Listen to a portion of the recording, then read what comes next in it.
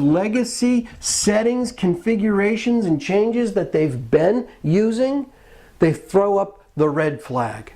I can't find I'm not used to this. What happened to I used to be able to?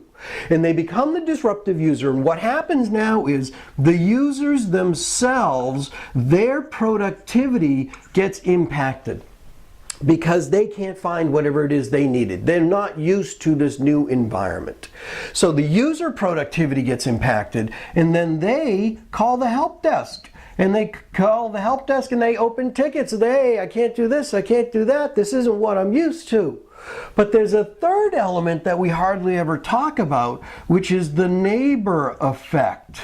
And the neighbor effect is when the user can't find something or can't be productive, they call their neighbor. Hey, Tommy, do you know how to do this? Do you know what's wrong with this? Help me out. So now the neighbor is also negatively impacted.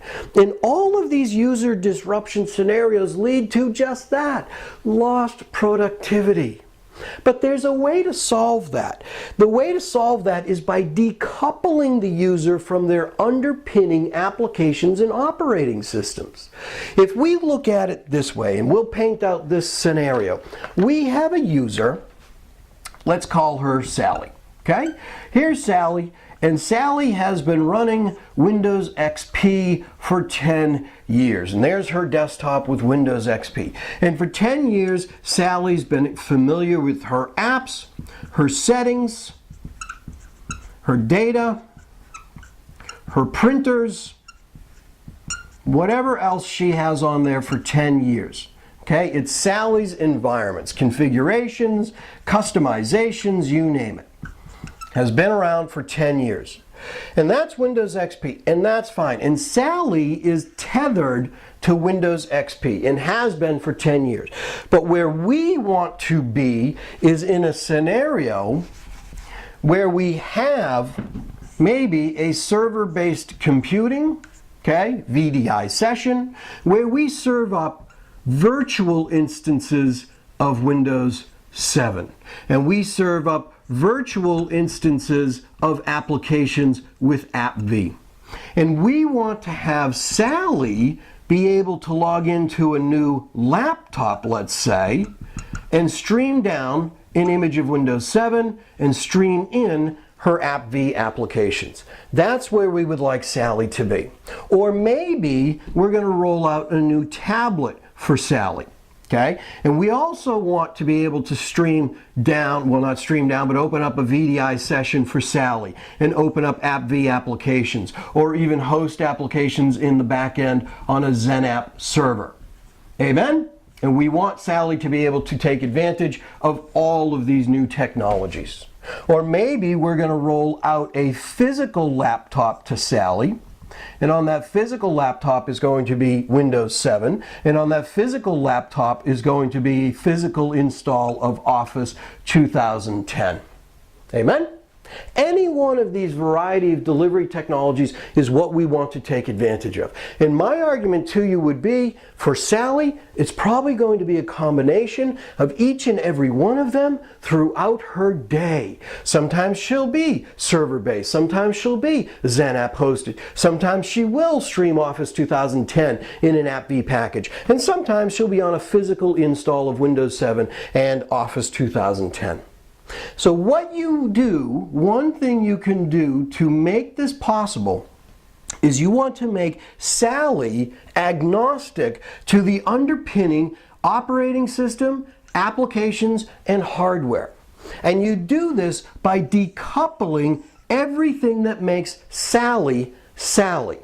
You decouple her app settings, data printers, you name it, and you store them outside the Windows profile in what RES calls the data store.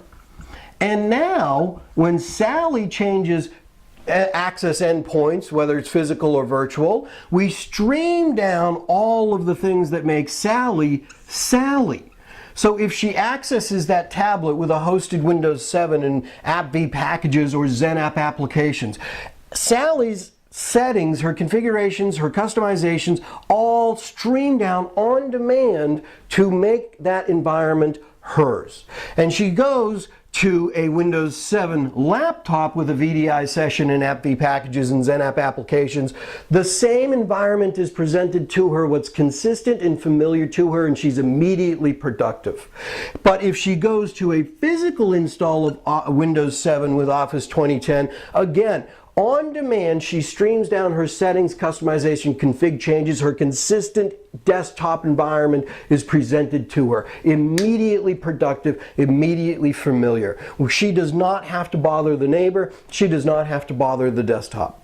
And if Sally is one of those users who needs to go back to Windows XP every now and then because there's an application that tethers her there occasionally, well then Sally could still go back to Windows XP, Office 2003. And all of her settings and customizations and changes and unique things that make Sally an individual will follow her back to Windows XP, taking Office 2010 settings and applying them to Office 2003. Always consistent. This makes Sally's transition from Windows XP to Windows 7, no matter how it's served up, as smooth as possible and makes Sally immediately productive. It should not matter to Sally whether you're physical, whether you're virtual, whether your apps are physical or virtual, or even what versions are happening. You should never migrate again. By decoupling the user from the underpinning apps and OS, you are camouflaging your underpinning IT, technologies, and allowing Sally to be productive. And consistency is the key to a happy user. But consistency is not the end of the story. IT needs to have controls. Because let's face it, now that we've got all of these possible endpoint technologies and back-end supporting technologies, it's not always appropriate for Sally to have all of her IT services at any given date, time, location, or endpoint device. IT needs to control what services she sees to make it appropriate for her and tailor make that experience for her. That does it for this edition of the Technical Mass. I'm Sean Donahue. Join me next time where we address how IT can give the user consistency while maintaining the controls they need and the compliance they need. Join me again on the Technical Mass.